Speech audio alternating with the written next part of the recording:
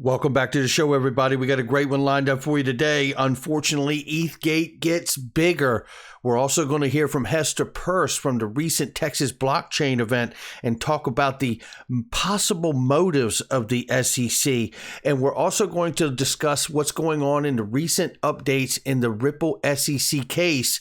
Could the SEC have been caught in a real lie? Somebody roll that beautiful intro. This is Digital Perspectives with Brad Kimes. Subscribe for new content notifications. Now, here's Brad Kimes. Come on in. Welcome back to the show, everybody. You can follow me on Twitter at BackupBradleyAbove, and everything that we're talking about here today, $2.323 trillion market cap. It's coming back. I'm telling you, we're looking strong, and we held all weekend. Bitcoin now over $56,000. Ethereum over $3,500 this morning. Cardano is at $220 holding strong, and XRP sitting at $1.15, up 11.44% on the 7-day, ladies and gentlemen. Take a look at this right now. So we see the price ranging on the low end for XRP at $1.1317. We see on the upper end, we've ranged all the way up to $1.1969. We'll keep an eye on it. We will keep an eye on it. Let's get into this because we got to break this down. Look, mainstream media has been picking up this narrative, right? We've even seen Jody Godoy, I believe it is, and give her a follow on Twitter. I showed her stuff on Friday, her profile, and we need as many people to be on this story. I think she's working or writes for Reuters, I believe. Let's keep as much attention on this as possible. I think it starts in the perfect place this morning. Shout out to Digital Asset Investor for this clip here. And it says, Hester talks about what is the motive of the SEC? What is the SEC agency even created for? Its core tenet is to protect investors. But listen to what she asked at the summit. Are we fighting for investors or are we fighting for jurisdiction? I don't think this whole thing starts in a better place today than right there. Are we fighting as the SEC for investors or are we fighting for jurisdiction? So well said. And you know what else? James Rule XRP was at that Texas blockchain summit, and he asked Hester at the summit if Gary Gensler had read Safe Harbor 2.0, and she told him she was still waiting on a text from him. In other words, no. That is the question that he avoided in the congressional hearing, as you know, just last week as well.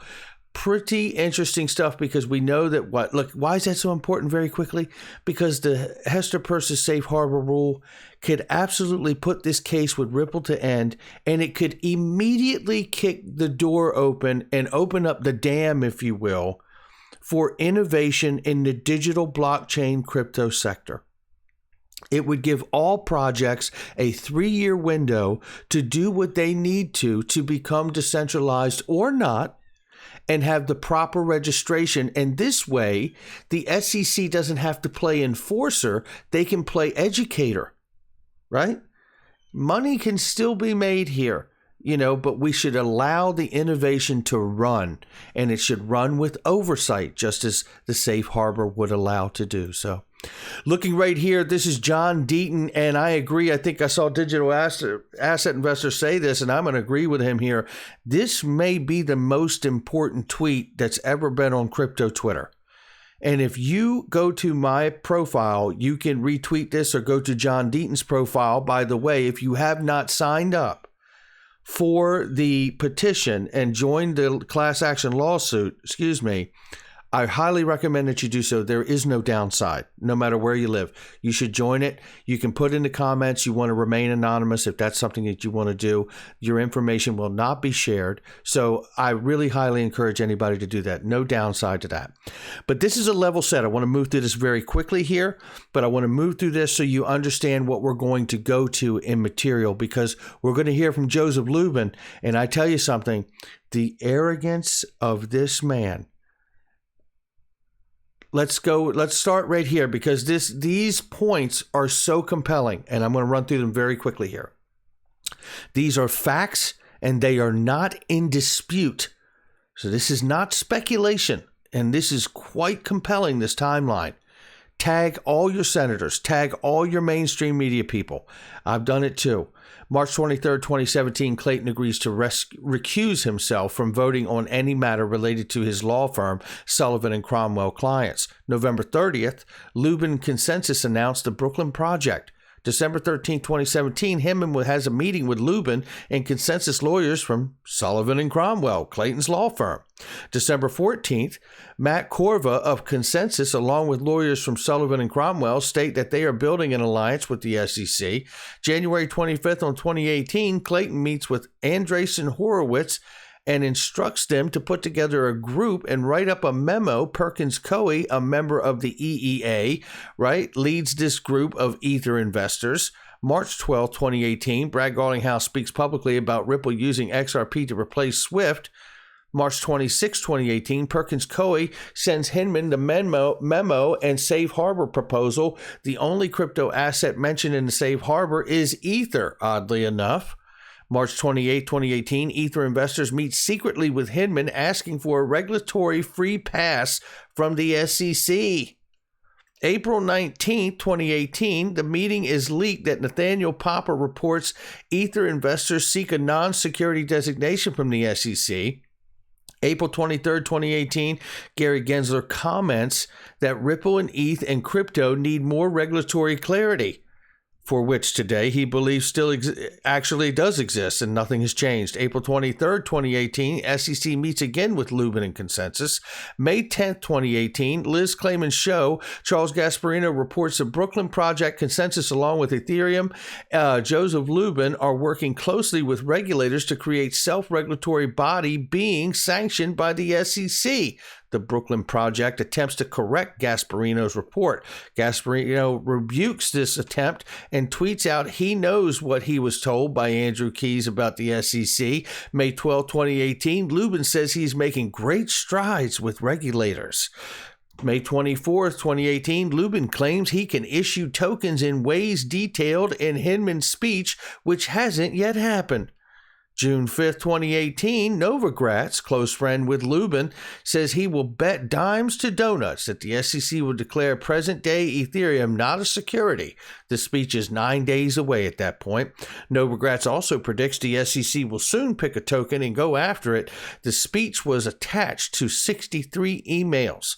We also know that Mike Novogratz was a huge investor and not a developer in that project, which really makes their fundraise a full-fledged ICO. June 8, 2018, Consensus meets with the SEC again, and Lubin says the market needs the SEC to scare certain projects away.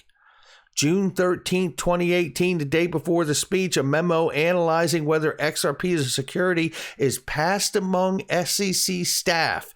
SEC refuses to turn it over because it is likely inconclusive XRP is a security. June 14, 2018, Hinman's speech, which declared putting aside the fundraising of Ethereum's ICO, Ether is not a security, after Hinman Lubin appears on the same stage claiming he wasn't able to read through Bill's entire speech and asked if Hinman spoke about XRP at all. The moderator responds that XRP wasn't mentioned, and Lubin replies, "That's interesting." June 26, 2018, Brad Garlinghouse notes that Coinbase announced it was listing ETC 2 days later before the speech. June 26, 2018, Lubin tells Domino he believes Ripple XRP is massively overvalued. July 6, 2018, Lubin says, "I drove lots of the legal work. We got a piece of paper in our pocket before we actually launched the token sale." Ether held an ICO in 2014. August 19, 2018, Lubin praises the SEC and claims it has given pretty high quality clarity regarding crypto. Lubin adds that Clayton indicated that they wouldn't be grandfathering in anybody in and that the securities law issues are pretty close to resolved. Of course, Contrast Lubin's claims with Hester Peirce's criticism regarding the lack of clarity back in 2018 that still exists today. In September of 2018, September 17th, Lubin warns of a reckoning coming from the SEC for certain projects. September 26, 2018, Gary Gensler described XRP as a currency in the banking sector. October 15, 2018, Lubin says he escaped ETH being an unregistered security by creating a reality through words. October 28, 2018, Nancy Wojitas, who participated in the secret meeting in March, disagrees with Hinman that Ether is sufficiently decentralized to be not a security. Wendy Moore of Perkins Coie adds, then why isn't Ripple? XRP Ledger is arguably more decentralized than Ether, and to that point, they're still trying to get Ether to 2.0 proof of stake. How can it even be finished? It's not even finished. January 19, 2019, Lubin says, we are big friends and fans of the SEC. He says the SEC has introduced a new construct called decentralization into their thinking, and BTC and Ether aren't securities. And he stated that they have not said the same about other tokens like XRP. Lubin claims to know the SEC is not going to find any tokens other than Bitcoin and Ether to be decentralized, dropping Hinman's name as a source of information. January 2019, Coinbase meets with SEC and informs them that they have run XRP through securities framework. Coinbase and its lawyers conclude XRP is not a security and inform the SEC it plans to list XRP, but wants to make sure it's not running afoul of the U.S. securities law. The SEC does not state it believes XRP to be a security, and on February 28, 2019, Coinbase lists XRP for trading.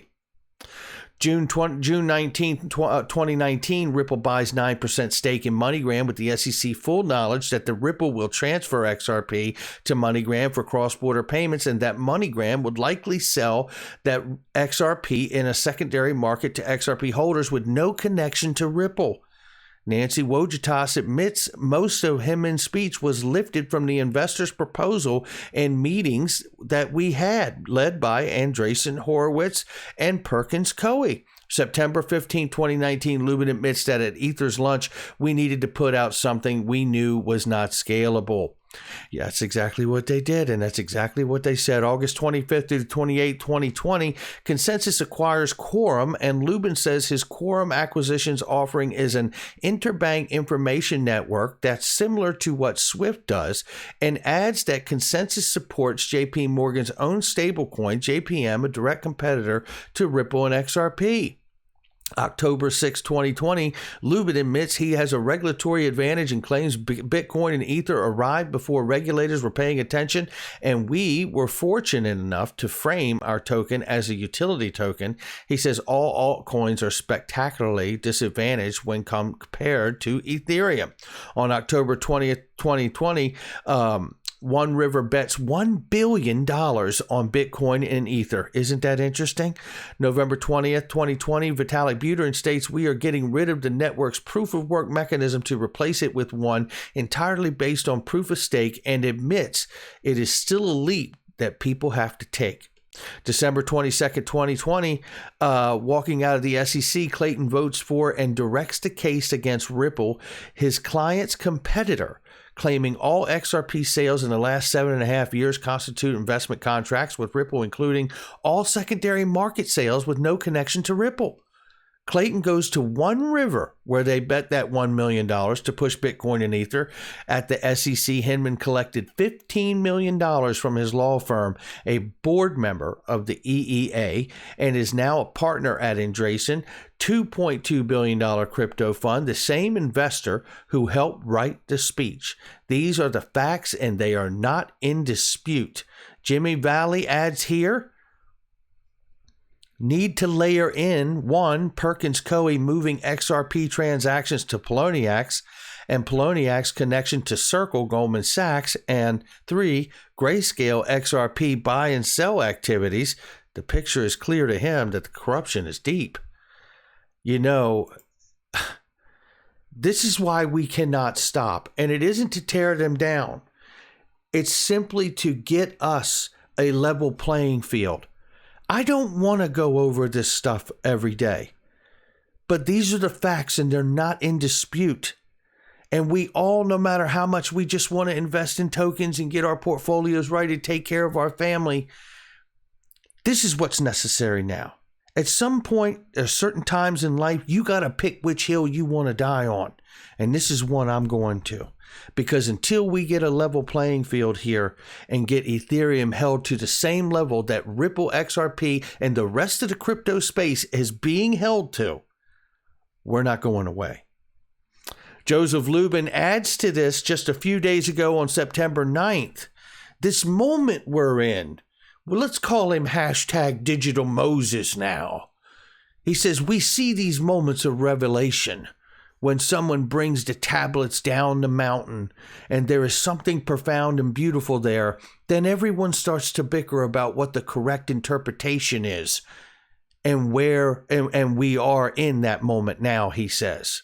Well, I respond, and I first triple dog dare you to go on Fox Business with Charles Gasparino, Eleanor Terrett, and Liz Clayman. Oh, okay, hashtag Digital Moses. I think the only thing we're trying to interpret in the moment we are in right now is, how do you, Joseph Lubin, get a free pass on Ethereum? Oh, and what was that piece of paper in your pocket?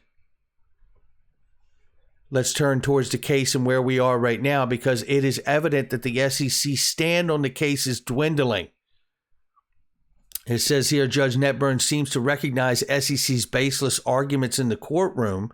With things prevailing in Ripple's favor, several analysts and law firms are expecting a dismissal.